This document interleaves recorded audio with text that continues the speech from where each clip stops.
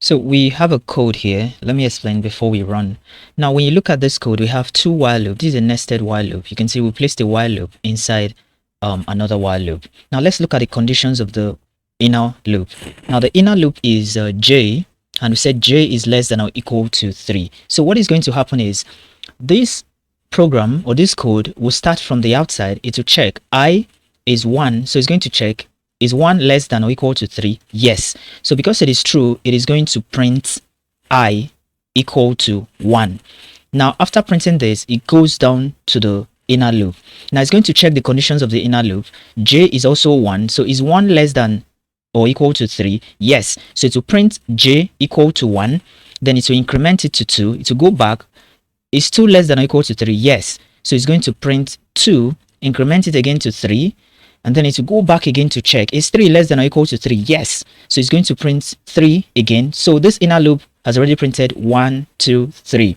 Now it will increment again. That is 4. It goes back to check. Is 4 less than or equal to 3? No. So this loop is false. Because the inner loop is now false at point 3, it will go back to the outer loop. Now when it goes, it's going to increment. That's this I++. So when it increments from 1, it's going to move to 2. Now check the condition. Is 2 less than or equal to 3? Yes. So the outer loop, which is I, will print 2.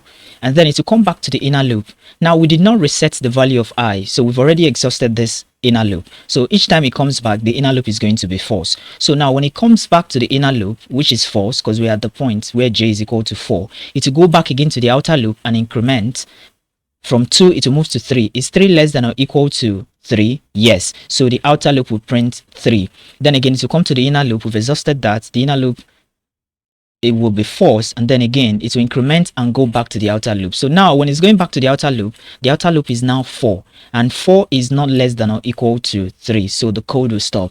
So what will happen is, first of all, it will print 1 for the outer loop.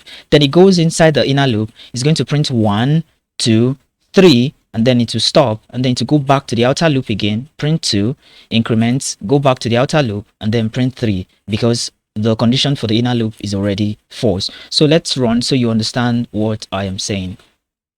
So you can see when we run this code, so you can see at first it checked the outer loop, and the outer loop was correct, so it printed 1. Then it came to the inner loop, checked 1 correct, 2 correct, 3 correct. When it got to 4, it is wrong. So it went again back to the outer loop and then incremented from 1 to 2. And then it printed 2 and then went again to the inner loop. Now the inner loop is already at 4. So it's going to be false. It goes back again to the outer loop and then prints 3. And it goes on and on and on again. Now, if I want to reset this, if I want the outer loop to be like, to be true each time it goes in, I can come down here and reset the outer loop. Now by resetting it, I'm going to copy this. So when I copy this, it means that every time it goes back to the inner loop, it's going to reset the inner loop value to 1. So with this, it means the inner loop will print every time it goes to the inner loop. So therefore, what will happen is from the outer loop, it will print 1. It will go inside the inner loop, print 1, 2, 3. The fourth one will be wrong. So it goes to the outer loop, prints 2, comes back to the inner loop, is already reset to 1 again. So it will start all over 1, 2, 3. After that again, 4 will be wrong. So it will go back to the outer loop and then print 3. After printing 3, it comes back to the inner loop. It is reset to 1. So it will go again 1, 2, 3. So that's just basically how this code will work. So let's build and run so you can see what I'm saying. Okay, so you can see it here.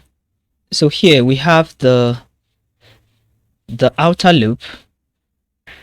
You can see first the outer loop is 1. It goes to the inner loop. It prints 1, 2, 3 because 4 will be wrong. So it goes out to the outer loop, prints 2, comes back to the inner loop. And you know, each time it goes to the inner loop, the value of j is reset to 1. So it will start afresh again. 1, 2, 3, goes again to the outer loop, prints 3, comes back to the inner loop, prints 1, 2, 3. Now, the reason why it stopped here is when it went back to the outer loop at point 4, based on our condition will be wrong, so the entire code will stop. So whenever the outer loop condition is false, the entire loop or the entire code will stop. All right, thanks for watching, and if you've not subscribed, do that, and I'll see you in my next video.